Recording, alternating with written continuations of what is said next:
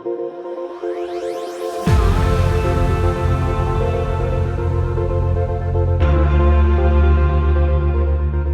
mobil perkotaan, merupakan mobil Prancis, merupakan mobil yang menjadi top selling car di Eropa ketika pertama kali dilahirkan. Ini adalah Renault Clio. YouTube, selamat datang di channel Motomobi. Used car review untuk menambah wawasan Anda mengenai mobil-mobil yang dulu pernah terlihat di jalanan.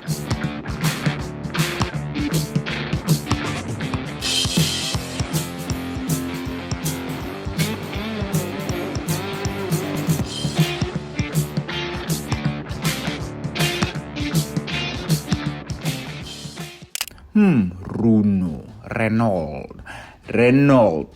Ya, kalau Prancis ngomongnya memang Renault. Kalau kita lebih enak Renault. Memang dibuat untuk mobil perkotaan atau di segmen super mini car di Prancis. Yes, walaupun Renault Clio ini baru lahir di tahun 1990, namun merek Renault sendiri sudah lahir sejak tahun 1800-an. Ya, tepatnya di tahun 1899. Bukan merek mobil yang tertua memang, namun tetap saja masih dalam 10 merek mobil tertua di dunia. Di Indonesia merek Renault itu cukup dikenal dengan munculnya Renault 5TL. Merupakan mobil hatchback yang kecil, namun mempunyai mesin yang lumayan kencang di kelasnya. Versi Indonesia punya mesin Bilancord 845 cc, 4 silinder, bertenaga 38 horsepower, dan torsinya 57 Nm. Konon katanya di Indonesia pun ada yang punya Renault 5TL Turbo. Ya, Renault 5TL terkencang yang pernah ada di dunia, mesinnya adalah 1400 cc turbocharged dengan tenaga 157 horsepower dan torsi maksimal 220 Nm. Luar biasa kencang di masanya. Renault 5TL ini mempunyai masa produksi yang panjang, yaitu dari tahun 1972 sampai 1996. Panjang sekali. Yang terbagi menjadi 2 generasi saja. Kemanakah generasi ketiganya? Tidak ada. Karena Renault lebih memilih generasi penerus Renault 5 menjadi sebuah Renault Clio. Renault Clio generasi pertama muncul di tahun 1990 di Paris Motor Show dengan bentuk seperti ini. Ya, bisa dibilang memang Renault 5 yang dimodernkan. Bahkan suspensi dan lantai mobilnya diambil dari Renault 5 yang diubah sedikit saja. Kemudian pada generasi kedua yang muncul tahun 1998. Ya, ini adalah masa-masa Clio yang kami review ini. Merupakan Clio yang terlaku sepanjang masa hingga mengalami facelift sebanyak 5 kali dan terakhir diproduksi tahun 2005. Clio generasi ketiga muncul tahun 2005 dengan bentuk yang jauh dari kata Renault 5 klasiknya, mulai seperti hatchback Eropa lainnya, sehingga tidak unik menurut kami. Generasi keempat Clio muncul tahun 2012.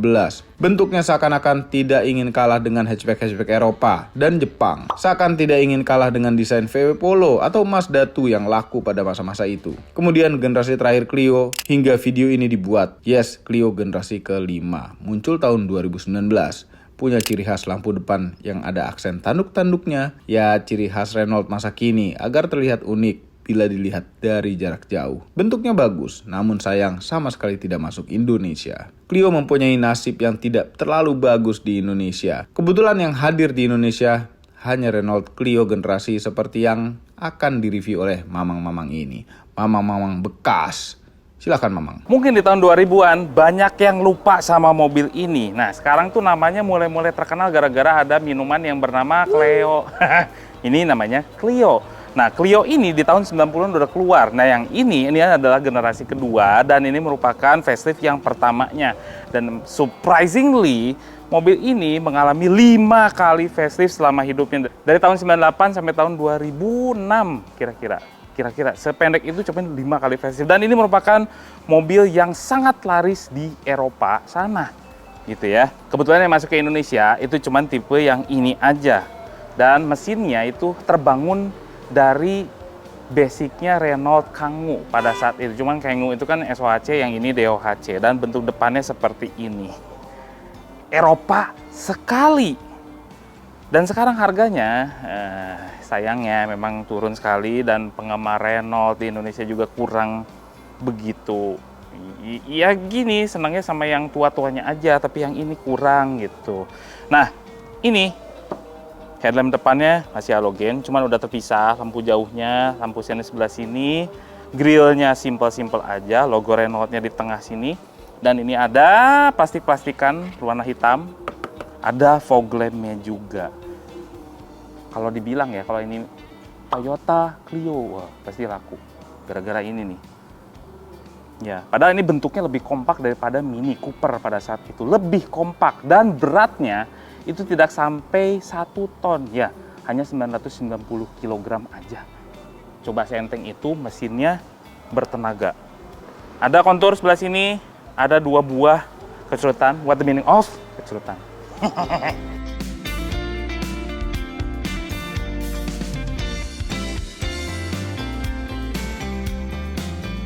Panjangnya 3,8 meter aja ya. Ih, kompak sekali. Lebar 1,6, tingginya 1,4 dan bentuknya tuh simple, kontur-konturnya nggak ada yang tegas-tegas. Ini lebih ke membulat. Jadi kalau zaman-zaman sekarang gitu ya, orang terkenal dengan March. Ini duluan yang keluar karena dia lebih membulat. Nah, peleknya tuh aslinya nggak gini. Ini udah diganti. Ini rally look lah kelihatannya. Aslinya tuh punya spek di sini. Lampu sennya di pinggir, ada tulisan 1.4 16 volt. Bukan, ini karena bukan mobil listrik. 16 valve. Jadi sebetulnya Clio juga dia mengeluarkan versi yang listriknya loh. Gila, dari tahun 98 dia udah keluar Clio yang elektrik. Cuman sayangnya hanya 50 unit saja yang keluar dan udah pada rusak mungkin kalau sekarang. Karena ya umur. Nih kalau Eropa tuh ya, spionnya tuh jendul gitu. Masih dipisah nih, kayak tahun 90-an, dan ini merupakan suatu hot hatch. Karena Clio, dia mengeluarkan versi juga yang V6. Coba bayangin, mid-engine, rear-wheel drive, mesinnya V6, itu ada Clio. Makanya ini sangat laku.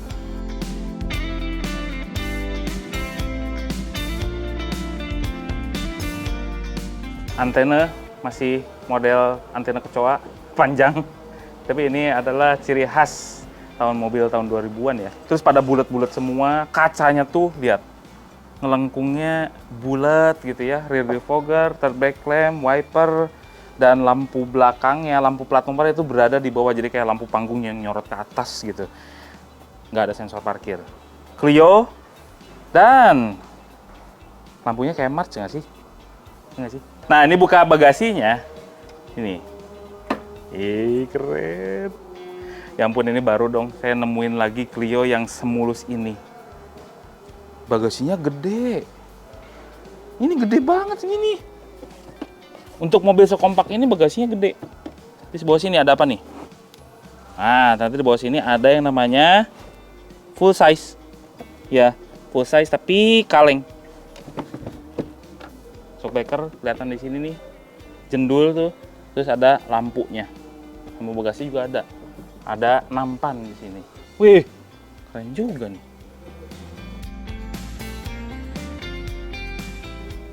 Ini keras ya.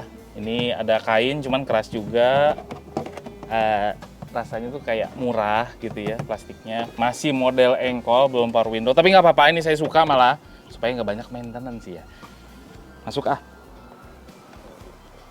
Oh kan, ini karena dimensinya compact juga terasa compact. Untuk orang dewasa yang tingginya 172 cm tuh udah mentok. Cuman 1 jari, itu juga kalau dipaksakan jarinya masuk. Headroom sangat-sangat terbatas. Duduknya tegak, kursinya tidak begitu empuk. Ini mungkin salah satu kenapa dulu Clio tuh bukan pilihan yang menarik untuk setiap orang, karena terbiasa dengan brand Jepang yang belakangnya itu empuk, duduknya enak. Ini nggak enak di belakangnya. Ada nampannya dan ini kelengkapannya, tempat nyimpen-nyimpennya. Tuh di trim pintu juga kecil-kecil ya. Memang tahun 2000-an itu belum banyak yang namanya, atau belum tenar yang namanya cup holder. Tapi sempit sih di belakang. Namanya mobil Eropa, untungnya jendelanya gede. Walaupun di belakangnya sempit, jadi kerasnya itu kayak, wah masih tetap asik di perjalanan. Iya. Keras. Ini walaupun ada kainnya, biasanya kan empuk ya. Tapi ini keras, sebetulnya cuma dilapis aja. Ini ada gede nih tempatnya buat nyimpen-nyimpen gitu ya di sini. Aduh, nyebut. Kursinya dari belakang depan pakai fabrikan seperti ini, dan ini kursinya bagus. Side supportnya gede-gede. Itu jadi kerasanya tuh sporty. Udah electric mirror nih. Tuh, electric mirror cuman belum nge-retract juga belum. Power window-nya cuman 2 di depan. Yang di belakang kan pakai engkol. Kuncinya kayak gini. Ini pencet-pencetannya. Kalau masih aktif nih. Oh, masih aktif. Ini adalah remote alarm nih. Aduh, bawa AC-nya tuh mobil Eropa di tahun 2000-an ya. Begini. Jadi ada ciri khasnya. Jepang AC-nya kalau nyalin gitu ya. Kalau Eropa tuh rasa baunya tuh beda gitu. Ini setirnya udah diganti sama Sparco, cuman ya masih oke lah, masih cocok-cocok aja. Bahannya ini soft touch atasnya, yang di atas Speedo sampai ke sini. Ini udah keras bawahnya. Airbagnya 2 dong mestinya. Di sini juga ada airbag, cuma dicopot setirnya. Instrumen cluster. Sebelah kanan speedometer, sebelah kiri tachometer biasa, fuel gauge, temperatur, dan di sini notifikasinya tuh kelihatan banget. Kalau biasanya di mobil Jepang itu kan kayak diitemin semua. Jadi kalau pasti nyalain baru kelihatan lampunya. Kalau ini benar-benar di notice banget. Ada stop, ada servisnya nyala tuh kanan kiri. Ini jangan-jangan di sini. Kan kebalik kan. Ada di sebelah sini, kiri kanan, terus ada pemanasnya segala macam, oli, indikator oli, terus mesin engine check kayak gitu ada di sini semua karena ini udah injeksi ya mesinnya ya. Malah di notice semua ya, keren juga. Nah, lampu sebelah sini, dan di sini ada tombol kayak volumenya audio, volume up, volume down. Terus ini apa ya? Ntar dulu. Ini untuk ganti-ganti channel nih. Radio yang nextnya apa, terus bawahnya. Ya itulah. Tapi ini tergolong canggih ya pada saat itu ya, tahun 2000-an udah kayak ginian. Terpisah sendiri tombol medianya. Iya. Nah, sebelah kanan, ini ada manual leveling headlamp depan, fog lamp. Dah. Sebelah sini, tengah. Ini yang seru. Ini ada tempat-tempat nih, sebelah atas. Terus juga ada jam digital, ada preset radio nih di depan. Terus kalau misalnya ke radio Prambors kita sebutin aja ya. Ini ada tulisan Pramborsnya juga. Ya Eropa kan kayak gitu semua. BMW juga kayak gitu kan. Terus ada tulisannya di sebelah sini. Ini udah ada di Clio. Keren. Sini kisi AC-nya ada 4. Semuanya kotak bentuknya dan bisa dibuka tutup. Iya, keren sekali. Central lock, hazard, rear defogger. Ih, lengkap banget ya. Head unitnya masih kaset. Nanti ini sebelah sini. Preset radio nih yang udah di memori SRC. Modenya cuma itu doang ya, kaset sama radio ya. Iya benar. AC-nya tuh ada heaternya. Fan-nya sampai 4 dan arah hembusannya juga lengkap. Ini cup holder, yang bener-bener cup holder. Jadi kalau nyimpan botol di sini nggak bisa. Yang sekarang kan botolan ya. Bener-bener cup holder yang segede gini gitu masuk sini. Power socket. Asbak. Iya ya, masih tenar ya. Rokok-rokokan zaman itu. Terus neleng, handbrake, dah. Akomodasi. Gede. Enggak sih, DR. Cuman banyak tempat penyimpanannya, saku-sakunya tuh banyak. Trim pintunya juga ada, nyimpannya gede. Speaker. Ini nih, yang unik tuh ini nih sebetulnya. Coba-coba sini. Nah ini, untuk menonaktifkan airbag depan. Misalnya kita bawa anak di depan gitu ya, terus pakai child lock gitu, child seat. Nah ini tinggal di nonaktifkannya sebelah sini. Ini fuse box. Coba aja. Ini kan karena konfigurasinya dulu tuh si Clio ini masih setir sini. Makanya buka kap mesinnya juga di sini. Nah, kita cek mesinnya. Ini masih mulus banget ya Allah. Nah ini atasnya dulu nih. Ya ada kaca-kacanya ya. Tapi nggak ada lampunya juga. Cuman ini nyalain lampunya itu mau kiri atau mau kanan buat drivernya doang. Tuh. Nah kan? Tapi ini bisa di kayak pesawat gitu. Puter-puter. Jadi kalau gantian sebelah sini nggak dapat cahaya, ya harus ganti-gantian. Rela gitu loh. Lucu banget ya. Mati ini kemana ini? Nah, ini mesinnya K4J. Jadi sebetulnya basicnya hampir mirip-mirip dengan Renault Kangoo 1400 cc. Cuman yang ini itu DOHC. Dan dia punya tenaga 97 horsepower. Dan torsinya adalah 127 Nm. Jadi dia deket-deketan tuh sama torsinya. Biasanya yang kayak gini karakternya adalah main di RPM tinggi biasanya. Dialirkan ke roda depan dan transmisinya manual. Kebetulan yang di Indonesia itu manual yang banyak. Mungkin ada Matic-nya cuman nggak tahu ada berapa unit. Cuman yang banyak adalah tipe yang manualnya. Sebetulnya di dunia itu banyak banget tipe mesinnya. Ada 1000 cc, 1200, 1400, 1600, 2000, bahkan sampai ada versi mesin dieselnya 1900 cc. 1400 cc diesel juga ada, dan yang paling terakhir yang paling tinggi adalah yang balapnya ya, itu yang versi V6-nya. Karena Clio ini di sana itu laku banget. Kebetulan di Indonesia dapat yang ini dan sayangnya nasibnya tidak sebagus di Eropa. Kita coba aja nih mesinnya. Apakah teori saya benar? 127 Nm sama 97 horsepower. Kita cek.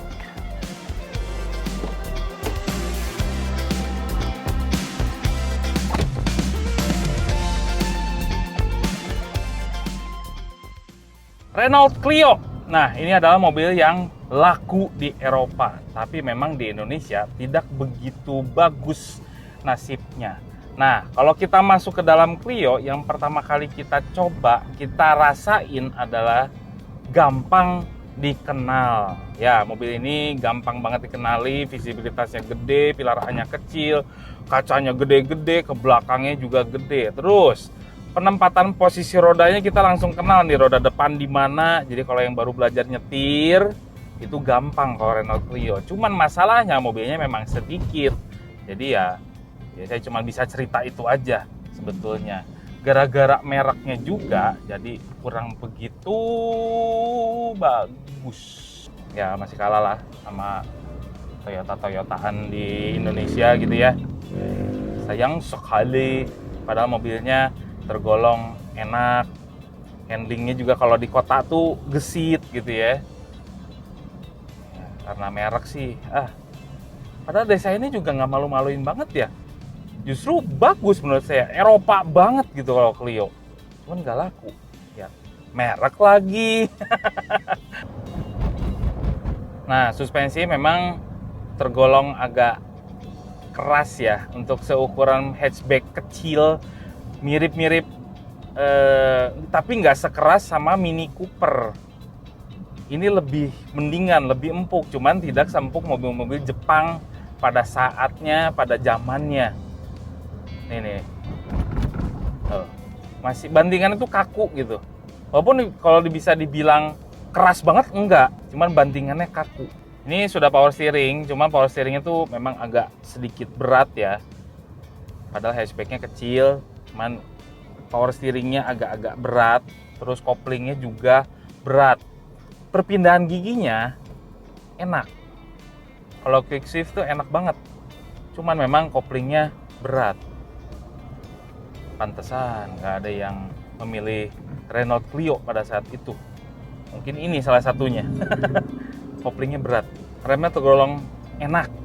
Jadi nggak ngagetin, cuman pakem. Kan biasanya ada mobil kadang-kadang yang direm itu gitu ya langsung enggak ini. Ini pakem remnya, cuman nggak ngagetin. Good job. Bener, tapi ya mobil Eropa tuh kemana-mana kelihatan. Oh, serasa terang banget gitu. Bener sih. Karakter mesinnya tuh di putaran bawah kurang begitu asik gitu ya. Nggak torksi banget. Cuman memang karakternya RPM tinggi gitu loh. Aduh enak banget kalau jalan-jalan kecil gini gesit. Putaran bawahnya tuh terasa flat banget, nggak bikin kayak gitu. Jadi power. Kayak gitulah tenaganya, mesinnya. Nah mungkin kayak gini tenaganya kalau di tol tuh bisa beda cerita. Kalau di kota cukup kalem lah.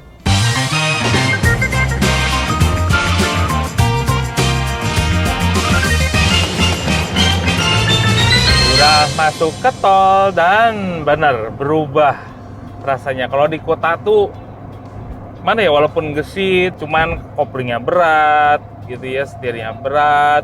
Cuman kalau udah di jalan tol bisa beda cerita. Enak. Karakter mobil Eropa banget sih yang dipakainya, kayak di highway gitu ya. Jadi lebih nikmat Clio tuh dibawa ke tol. Kenapa? Mesinnya juga begitu. Karakternya dia di RPM tinggi. Jadi dia 3000-an ke atas itu, 3000 RPM itu baru kerasa enaknya. Ya kan? Ini 97 horsepower, punya torsinya 127, jadi mendekati ke torsinya. Ini kita coba ya. Gaspol.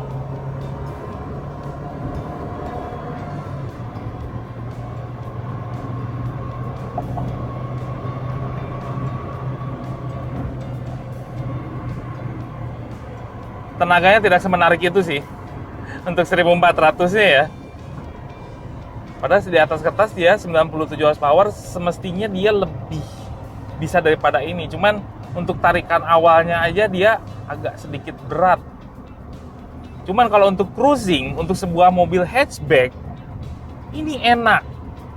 Kalau mobil Jepang tuh kalau di cruising di 80, 90, 100, itu kurang begitu kerasa nikmatnya.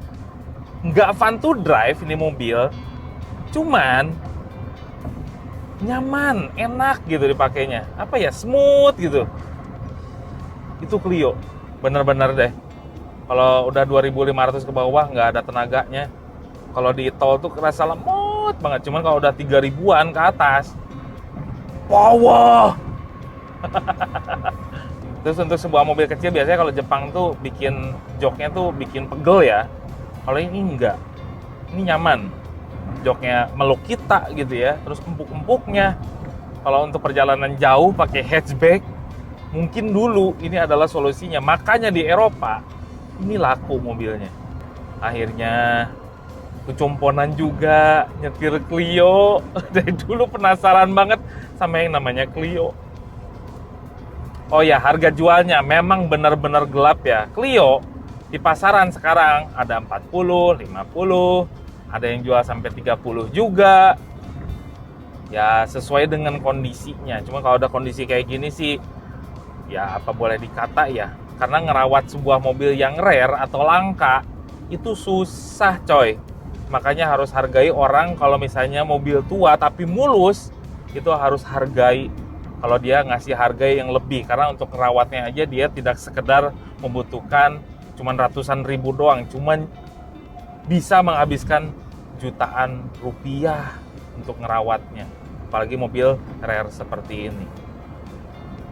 Belum dia harus berjuang untuk cari spare partnya, untuk menebus spare part yang langka gitu kan. Wah, lu harus hargain sih. Bukan kita ngegoreng-goreng, enggak, cuman ngerawat mobil tua itu harus dihargain juga perjuangan ownernya. Kedepan kabinnya, ini yang paling saya suka. Kedap banget. Traffic noise-nya nggak begitu kedengeran. Lihat aja, kacanya ini seperti kayak diketok kayak gini. Itu dep gitu ya. Nggak, mobil Jepang tuh teng-teng, ini dep. Berarti, tapi suara mesinnya masuk. Sayang itu. Suara mesinnya agak kedengeran ke dalam, tapi traffic noise, road noise-nya oke. Kalau secara skor, sampai 10, 8. Ya, bagus ini ke depan suaranya. Overall, mengenai Renault Clio, mobil yang Eropa sekali, bentuknya tidak akan Anda temukan sehari-hari di perkotaan Indonesia. Apabila Anda pertama kali ingin merawat mobil Eropa, jangan pilih Clio karena agak tricky untuk merawatnya. Tapi untuk Anda pencinta mobil Eropa yang berbentuk compact, bisa jadi pilihan yang bagus. Sebenarnya untuk masalah spare part, Anda bisa temukan juga di kota-kota besar dan harganya relatif terjangkau sebenarnya. Namun ya, ini adalah mobil Eropa, beda dengan mobil Jepang. Kondisi standar pabrikan adalah yang paling tepat untuk mobil ini. Karena apabila dimacem-macemin, bisa jadi umur mobil ini menjadi pendek. Oh iya, nilai plusnya adalah Anda bisa bangga karena bisa jadi satu-satunya mobil Eropa compact ketika Anda nongkrong dengan teman-teman Anda. Harga untuk Renault Clio ini punya range yang unik sesuai dengan kondisinya, yaitu dari 30 jutaan sampai ada juga yang menjual sampai 70 jutaan. Apakah Anda tertarik untuk membelinya atau tidak? Silahkan komentar di bawah. Semua ini adalah opini pribadi saya dan Mamang itu. Kami tidak diberi oleh siapapun dan apapun yang terlihat pada video ini. Jangan lupa tekan tombol jempol ke atas dan subscribe channel Moto Mobi, dan Nice Mobi apabila belum berikut dengan tombol loncengnya. Share video ini ke seluruh dunia melalui sosial media Anda dan jangan lupa follow sosial media kami semua termasuk Instagram. Terima kasih telah menonton.